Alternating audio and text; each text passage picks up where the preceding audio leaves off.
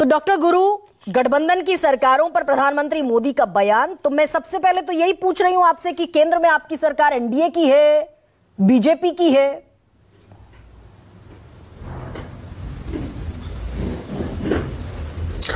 गरिमा जी, आपको और पैनल में उपस्थित सभी वरिष्ठ साथियों को हमारा नमस्कार। गरिमा जी, यदि 2009 से हम लोग आम चुनावों के नतीजों पे अपना ध्यान आकर्षित करें तो 2009 में भी कांग्रेस सिंगल हैंडेडली 200 से अधिक सांसदों के साथ जीत करके आती है।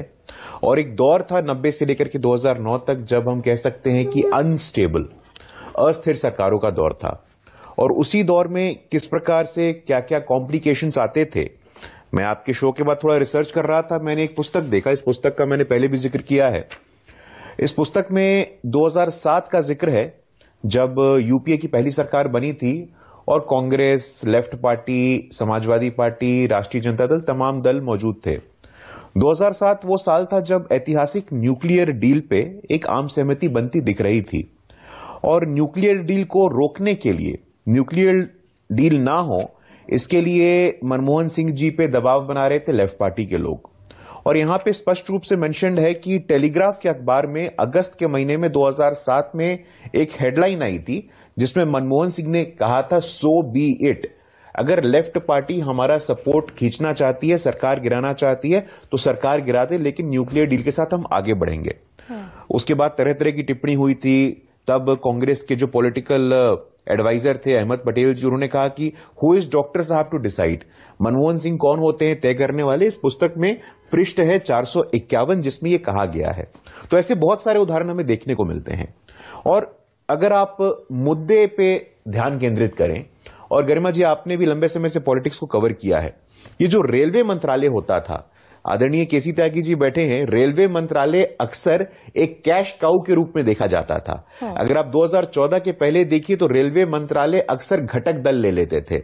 अब घटक दल जो लेते थे, अब लालू जी ने लिया तो इस ट्रेन को यहां स्टॉप करवा देंगे, हम जिस प्रदेश से आते हैं सारी की सारी ट्रेनें वहां जाएंगी, हम जिस प्रदेश से आते हैं वहां का पॉलिटिकल कैपिटल हमें कैसा मिले।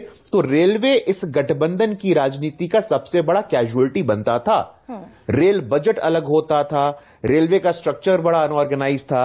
और हमने देखा है कि पिछले 9 वर्षों में खासतौर पे इंडियन रेलवेज की अगर हम बात करें तो जो मात्र 20% का इलेक्ट्रिफिकेशन था वो आज लगभग पूरा इलेक्ट्रिफिकेशन हो गया है। लेकिन डॉक्टर गुरु, अगर गठबंधन की सरकारें 14 में अगर गठबंधन की सरकारें भ्रष्टाचार, तुष्टीकरण और परिवारवाद लेकर आती हैं तो 2019 में आपके साथ शपथ ली रामविलास पासवान ने, जो गठबंधन के हैं। रामचंद्र प्रसाद सिंह ने ली, हरसिमरत कौर बादल ने ली, पशुपति कुमार पारस ने ली, अरविंद सावंत ने ली, रामदास अठावले ने ली और अनुप्रिया पटेल ने ली। 38 दल अभी भी आपके एनडीए के साथ खड़े हैं, जिसका डिमॉन्स्ट्रेशन प्रधानमंत्री नरेंद्र मोदी कर रहे हैं कि new India, development and aspiration. गठबंधन इतना बुरा है तो 38 दल फिर आप साथ लेकर क्यों चल रहे हैं? नहीं, देखिए, गठबंधन बुरा है या गठबंधन अच्छा है, इस पे वैल्यू जजमेंट किसी ने नहीं किया है। लेकिन गठबंधन के कारण इस पुस्तक में जैसे मैंने आपको बताया कि लेफ्ट पार्टी का इतना दबाव था, कोई भी गठबंधन अगर सरकार के अस्तित्व पे संकट खड़ा करती है। आपने रामविलास पासवान जी का नाम लिया, आपने हरसिमरत जी का नाम लिया, कभी भी किसी ने इतना दबाव नहीं बनाया कि हम जो करना चाहते थे वो हम नहीं कर पाए हो। देखिए, मुद्दे गरिमा जी कुल मिलाकर के इतने हैं कि अगर आपके पास स्टेबल वर्डिक्ट है, अगर आपकी स्थिर सरकार है तो क्या क्या आप कर सकते हैं। 370 का मामला हो, राम जन्मभूमि तीर्थ का मामला हो, जीएसटी, गरिमा जी सारी सरकारें चाह रही थी पिछले 25-30 सालों का। यदि ब्यौरा उठा करके देखिए हरसिमरत कौर ने नहीं बनाया, हरसिमरत कौर ने आपका अलायंस छोड़ दिया, एनडीए से बाहर हो गए। आपने कहा कि जेडीयू ने दबाव नहीं बनाया, जेडीयू बाहर हो गई। पीडीपी के साथ बीजेपी ने मिलकर सरकार जम्मू कश्मीर में बनाई, वहां दबाव की स्थिति आई तो आपने सरकार से विड्रॉ कर लिया समर्थन। तो ऐसी स्थितियां आपके साथ भी आई। गरिमा जी, आपने जो 3 उदाहरण दिया उन तीनों उदाहरणों का मैं सम्मान करता हूं, लेकिन इन तीनों उदाहरणों में कहीं से भी सरकार पे किसी प्रकार का कोई अस्तित्ववादी संकट मंडराया क्या? कहीं ऐसी नौबत आई कि सरकार गिर जाएगी? कहीं ऐसी नौबत आई कि भाई रेलवे मंत्रालय हमें ही दो वरना हम सरकार गिरा देंगे?